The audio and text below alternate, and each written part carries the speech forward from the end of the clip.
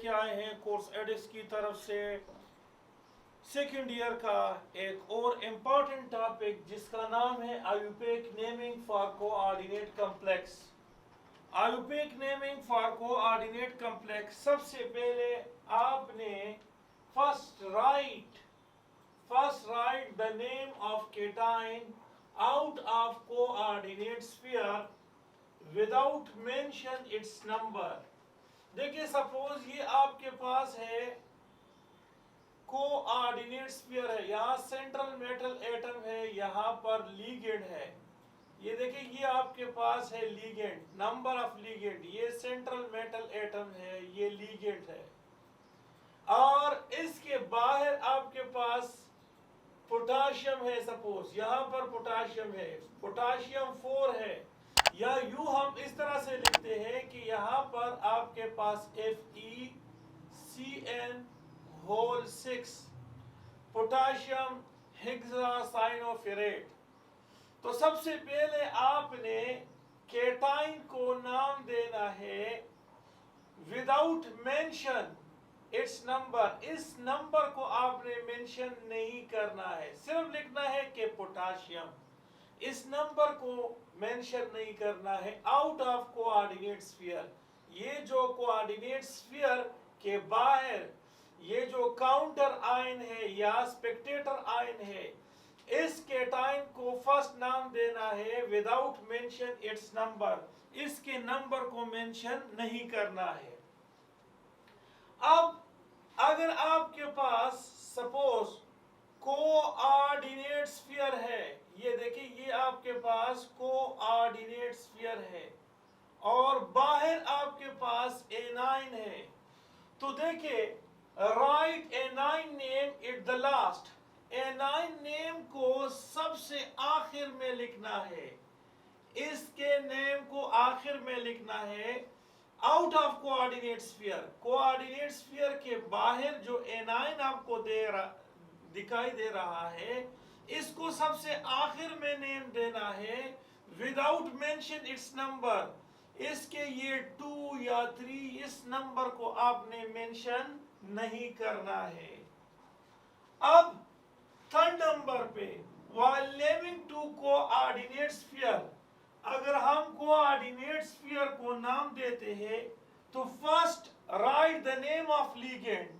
ये आप देखिए आपके पास कोऑर्डिनेट स्फीयर है, यहाँ सेंट्रल मेटल एटम है, यहाँ आपके पास लिगेंड है, तो सबसे पहले आपने लिगेंड को नाम देना है, ये याद रखिए लिगेंड को, और फिर आपने सेंट्रल मेटल आयन को नाम देना है। सेंट्रल मेटल आयन को आखिर में नाम देना है और सबसे पहले आपने केटाइन को नाम देना है जो आउट ऑफ कोऑर्डिनेट स्फीयर है विदाउट मेंशन इट्स नंबर। फिर आखिर में आपने नाम देना है किसको, A9 को, जो कोऑर्डिनेट स्फीयर के बाहर है, विदाउट मेंशन इट्स नंबर, इसके नंबर को मेंशन नहीं करना है। लेकिन अगर कोऑर्डिनेट स्फीयर को आपने नाम देना है तो सबसे पहले इसके अंदर कोऑर्डिनेट कॉम्प्लेक्स के अंदर जो लिगेंड है उसको नाम देना है, उसके बाद आपने सेंट्रल मेटल एटम को नाम देना है। ओके, अच्छा अब पॉइंट नंबर 4 की तरफ आते हैं और हम कहते हैं कि जब हम कोऑर्डिनेट स्फीयर को नाम देते हैं, जब हम कोऑर्डिनेट स्फीयर को नाम देते हैं तो सबसे पहले मैंने बता दिया कि सबसे पहले लिगेंड को नाम देना है, लिगेंड को, और उसके बाद सेंट्रल मेटल एटम को, ये कोऑर्डिनेट स्फीयर में। अब ligand named are in the given order, ligand को नेम देना है गिवन ऑर्डर में। सबसे पहले किसको, नेगेटिव लिगेंड को, सबसे पहले नेगेटिव लिगेंड को नाम देना है इन अल्फाबेटिक ऑर्डर। सपोज आपके पास यहां पर ये कोबाल्ट है, यहां आपके पास है ब्रोमीन है, यहां आपके पास है क्लोरीन है, तो ये दोनों लिगेंड्स है। इसमें आपके पास ये भी नेगेटिव लिगेंड है और ये भी नेगेटिव लिगेंड है। आपने सबसे पहले अल्फाबेटिक ऑर्डर में ब्रोमीन को आपने नाम देना है, क्योंकि अल्फाबेटिक ऑर्डर में बी पहले आता है और सी जो है वो बाद में आता है। इस तरह से इसके बाद आपने जो लिगेंड को नाम देना है तो न्यूट्रल लिगेंड को नाम देना है, न्यूट्रल लिगेंड को नाम देना है विद अल्फाबेटिक ऑर्डर। सपोज आपके पास यहां पर है H2O और यहां आपके पास है अमोनिया NH3, तो सबसे पहले आपने इक्वा, ये इक्वा है, ये इक्वा है और ये अमाइन है, तो सबसे पहले यहाँ ए आता है, यहाँ पर भी ए, यहाँ एम आता है, यहाँ क्यू, तो ये जो है इसको आपने फर्स्ट नाम देना है और फिर इसको आपने नाम देना है। इस तरह से third positive ligand, ligand positive भी हो सकता है, तो पॉजिटिव लिगेंड को भी नाम देना है विद अल्फाबेटिक ऑर्डर। अब अगर आपके पास फिफ्थ नंबर जो पोस्टुलेट है, if non-chelating agent or monodentate are more than one, अगर non-chelating agent more than one हो तो di for 2, tri for 3, tetra for 4 are used before its number। देखिए मैं आपको इस तरह से एक्सप्लेन करना चाहता हूं कि अगर आपके पास मोनोडेंटेट है यानी नॉन चिलेटिंग एजेंट है, सपोज आपके पास है CO और या आपके पास है NH3 होल 6, तो यहां पर ये जो है मोनोडेंटेट है, ये मोनोडेंटेट है, नॉन चिलेटिंग एजेंट है, जबकि ये तादाद में 6 है, तो आपने क्या लिखना है, हेक्सा अमाइन, हेक्सा अमाइन, और ये कोबाल्ट आपने लिखना है।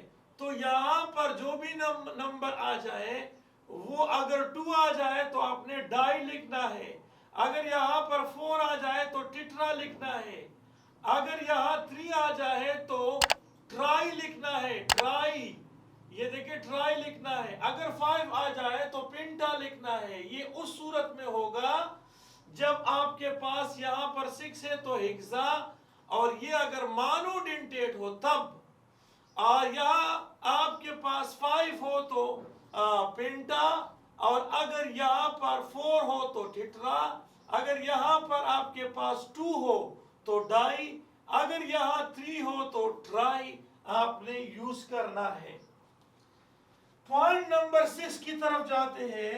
पॉइंट नंबर 6 ये है, if chelating agent, if chelating agent यानी बाइडेंटेट या पॉलीडेंटेट, ये याद रखिए जो आपके पास है ये प्लाटिनियम है, ये इथाइलिन डाई अमीन है, ये देखिए ये बाइडेंटेट है, गौर से देखिए ये बाइडेंटेट है, और ये सेंट्रल मेटल एटम के साथ कोऑर्डिनेट कोवेलेंट बॉन्ड बनाता है और साथ साथ यहां देखिए एक रिंग बन जाता है। तो इस कंपाउंड को कीलेट्स कहते हैं और इस लिगेंड को हम कीलेटिंग एजेंट कहते हैं और इस अमल को कीलेशन कहते हैं, ये अमल कीलेशन कहलाता है। तो अगर आपके पास बाइडेंटेट हो या पॉलीडेंटेट हो तो ये याद रखिए ये कीलेटिंग एजेंट होता है। अगर ये मोर देन 1 हो then bis for 2, tris for 3, tetrakis for 4, pentakis for 5 is used before its name. देखिए अगर आपके पास यहां पर गौर से देखिए, इस चीज को आप गौर से देखें, मैं आपको एक्सप्लेन करना चाहता हूं। देखिए ये आपके पास है कोबाल्ट, यह आपके पास है ये मोनोडेंटेट है, लेकिन ये फॉरेन नंबर है, तो आपने क्या लिखना है, टिटरा, टिटरा लिखना है बिफोर इट्स नेम। ये मोनोडेंटेट है, ये मोनोडेंटेट है, ये नॉन चीलेटिंग एजेंट है, नॉन चीलेटिंग एजेंट है। लेकिन अगर आपके पास ये कोबाल्ट हो या प्लाटिनियम हो इस तरह से, और यह आपके पास इथाइलिन डाइअमीन हो, तो देखिए यहां पर ये बाइडेंटेट है, ये आपके पास कीलेटिंग एजेंट है, ये कीलेटिंग एजेंट है। मोनोडेंटेट जो है वो नॉन कीलेटिंग एजेंट होता है। तो यहां आपने di tri tetra, di for 2, tri for 3 और टिट्रा फॉर 4, पिंटा फॉर 5 और हेक्सा फॉर 6। लेकिन अगर चिलेटिंग एजेंट हो तो 2 के लिए, इस 2 के लिए आप 22 को इस्तेमाल करोगे, और अगर ये 2 यहां पर 3 हो तो फिर ट्राइस इस्तेमाल करोगे, और अगर ये चिलेटिंग एजेंट 4 हो तो टिट्राकिस इस्तेमाल करोगे, टिट्राकिस, ये टिट्राकिस इस्तेमाल करोगे। अगर आपके पास 5 हो तो पेंटाकिस इस्तेमाल करोगे। तो पॉइंट नंबर 7 हम पढ़ते हैं। अगर आपके पास लिगेंड नेगेटिव लिगेंड हो तो वो सफिक्स ओ उसके आखिर में लिखा जाता है, यानी एंड एज अ ओ। जिस तरह कि आपके पास है फ्लोरो, नेगेटिव लिगेंड है, फ्लोरो आखिर में ओ आता है। Chloro, bromo, iodo, hydroxo, cyano, oxalato, ये जो है ये नेगेटिव लिगेंड के सफिक्स में ये आता है। जबकि पॉजिटिव लिगेंड जो है उसके आखिर में यम आता है। जिस तरह के हाइड्रोनियम या हाइड्रोजोनियम, ये देखिए ये आपके पास हाइड्रोजोनियम, ये देखिए यह इलेक्ट्रॉन पेयर डोनर, ये हाइड्रोजोनियम। तो ये आपके पास है name. Postulate number 7। Postulate number 8, if coordinate sphere is positive or neutral, then the name of central metal atom or ion is unchanged. अगर आपके पास ये कोऑर्डिनेट स्फीयर, ये देखिए ये आपके पास लिगेंड्स है, ये सेंट्रल मेटल एटम है, अगर ये पॉजिटिव हो या ये आपके पास क्या हो, न्यूट्रल हो, तो सेंट्रल मेटल के आखिर में सफिक्स में कुछ भी नहीं लगाया जाता है। लेकिन अगर ये देखिए if coordinate sphere is negative, अगर ये कोऑर्डिनेट स्फीयर जो है वो आपके पास एनायनिक कॉम्प्लेक्स है, ये अगर केटायनिक कॉम्प्लेक्स हो या न्यूट्रल हो, तो इसके सेंट्रल मेटल एटम के सफिक्स में कुछ भी नहीं लगाया जाता है। लेकिन अगर ये आपके पास नेगेटिव लिगेंड है यानी एनायनिक कॉम्प्लेक्स है, तो फिर इस सेंट्रल मेटल एटम के साथ आखिर में आप 8 लगाओगे, आखिर में आप क्या लगाओगे, 8। then 8 suffix is used with the name of central metal ion or central metal atom। और फिर आखिर में जो 10 नंबर है indicate oxidation number of central metal ion just after the name in the Roman number enclosed in a bracket। तो इसको हम ये 10 इंपॉर्टेंट रूल्स थे। अब हम एग्जांपल पेश करते हैं, और एग्जांपल हमारे पास है आपके सामने तकरीबन 5 एग्जांपल्स है। उसमें से हम सबसे पहले मैंने आपको बताया था कि केटाइन को नाम देना है, लेकिन केटाइन बाहर नहीं है आउट ऑफ कोऑर्डिनेट स्फीयर। तो उसके बाद हमने जाना है कोऑर्डिनेट स्फीयर, और आखिर में जो एनाइन है आउट ऑफ कोऑर्डिनेट स्फीयर उसको लिखना है। अब कोऑर्डिनेट स्फीयर में आपके पास दोनों अमोनिया और वाटर दोनों जो है वो न्यूट्रल लिगेंड है, लेकिन अल्फाबेटिक ऑर्डर में अमोनिया को पहले नाम देना है, तो ट्राई अमाइन। ये ट्राई क्यों कहते हैं, ट्राई इसलिए कि 3 इन नंबर है, तो ट्राई अमाइन, और ये मोनोडेंटेट है, तो ट्राई अमाइन ट्राई इक्वा क्रोमियम 3, ये देखिए यहां पर क्रोमियम आपके पास है, यहां क्रोमियम 3, ये क्रोमियम 3, क्रोमियम, यहां ऑक्सीडेशन स्टेट क्या है 0, इसको इसके साथ मल्टीप्लाई कर दो तो 0, इसको इसके साथ मल्टीप्लाई कर दो तो 0, ये यहां पर आपके पास -1, इसको यहां पर मल्टीप्लाई कर दो तो -3 को मसावात के इस साइड पे लेके आओ +3। तो ये रोमन वर्ड्स में हमने क्रोमियम का ऑक्सीडेशन स्टेट लिखा 3 है और यहां आखिर में क्लोराइड लिख लिया। इसके बाद हमने दूसरे एग्जांपल को लेना है, यहां पर भी जो है एनाइन बाहर है आउट ऑफ कोऑर्डिनेट स्फीयर, सबसे आखिर में इसको नाम देना है, सबसे पहले कोऑर्डिनेट आउट ऑफ केटाइन को नाम देना है आउट ऑफ कोऑर्डिनेट स्फीयर, लेकिन केटाइन है नहीं, तो कोऑर्डिनेट स्फीयर में हम सबसे पहले नेगेटिव लिगेंड को और फिर उसके बाद हमने न्यूट्रल लिगेंड को नाम देना है, और अगर पॉजिटिव लिगेंड हो तो उसको आखिर में नाम लेना है। तो अब देखिए नेगेटिव लिगेंड में क्लोरोपेंटामाइन, और यहां आप देख रहे हैं कि यहां प्लैटिनियम, ये आपके पास अगर ये एनाइन है तो ये केटाइन है, तो अगर ये केटाइन है तो सेंट्रल मेटल एटम के सफिक्स में कुछ भी नहीं लगाया जाता है, अगर ये न्यूट्रल है तब भी कुछ नहीं लगाया जाता है, तो प्लैटिनियम 4 ब्रोमाइड।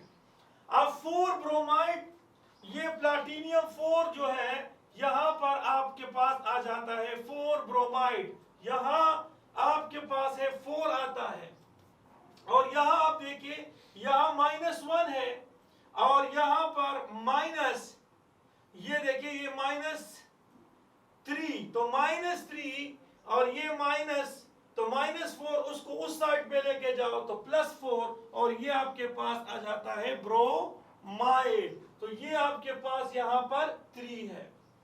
इस तरह से अब ये आपके पास एनायनिक कॉम्प्लेक्स है, बाहर केटाइन मौजूद है, तो सबसे पहले केटाइन को नाम देना है विदाउट मेंशन इट्स नंबर। तो आप देखिए पोटाशियम हेक्सासाइनो, ये नेगेटिव है तो आखिर में क्या आता है NO आता है, नेगेटिव लिगेंड्स के साथ आखिर में याद रखो O आता है, तो पोटाशियम हेक्सासाइनो। अब अगर ये केटाइन है तो ये कॉम्प्लेक्स एनायनिक कॉम्प्लेक्स होगा, और अगर एनायनिक कॉम्प्लेक्स है तो सेंट्रल मेटल एटम के साथ ATE लगाया जाता है, तो पोटाशियम हेक्सासाइनो फेरेट 2, ये फेरेट 2 लगाया जाता है। ये देखिए इसको इसके साथ मल्टीप्लाई कर दो तो ये -6, और इसको यहां पर मल्टीप्लाई कर दो तो +4 -6 -2 को मसावात के इस साइड पे लेके आओ तो ये +2 बन जाता है, तो ये हमने 2 लिख लिया। इस तरह से फिर यहां पर एक आपके पास एनायनिक कॉम्प्लेक्स है, बाहर केटाइन है, तो सबसे पहले आपने सोडियम को लिखना है विदाउट मेंशन इट्स नंबर, और ये जो क्लोरीन है ये आपके पास नेगेटिव लिगेंड है, 4 इन नंबर है, तो लिहाजा हमने लिखना है सोडियम टेट्राक्लोरो, आखिर में O आता है क्योंकि नेगेटिव लिगेंड है, और ये आपके पास जो है एनायनिक कॉम्प्लेक्स है, इस पे नेगेटिव चार्ज है, तो यहां पर निकलेट लिखते हैं 2। अब यहां पर देखिए टोटल चार्ज यहां -1 है, इसको इसके साथ मल्टीप्लाई कर दो तो -4, यहां पर +1 है, इसको इसके साथ मल्टीप्लाई कर दो तो ये आपके पास +2, तो -4 और +2 -2 आता है, -2 को मसावात के इस साइड पे लेके आओ तो ये +2 आता है, तो ये देखिए रोमन वर्ड में +2, जबकि ये आपके पास एक न्यूट्रल कोऑर्डिनेट कॉम्प्लेक्स है, इसमें हम कहते हैं कि पेंटा कार्बोनाइल आयरन 0, तो पेंटा कार्बोनाइल आयरन 0। सो इस तरीके से जिस तरह मैंने रूल्स बताए 10 रूल्स, उसको फॉलो करके आप आयुपेक नेमिंग किसी भी कोऑर्डिनेट कॉम्प्लेक्स का आसानी से लिख सकते हो। Okay, thank you for watching this video. Allah हाफिज़।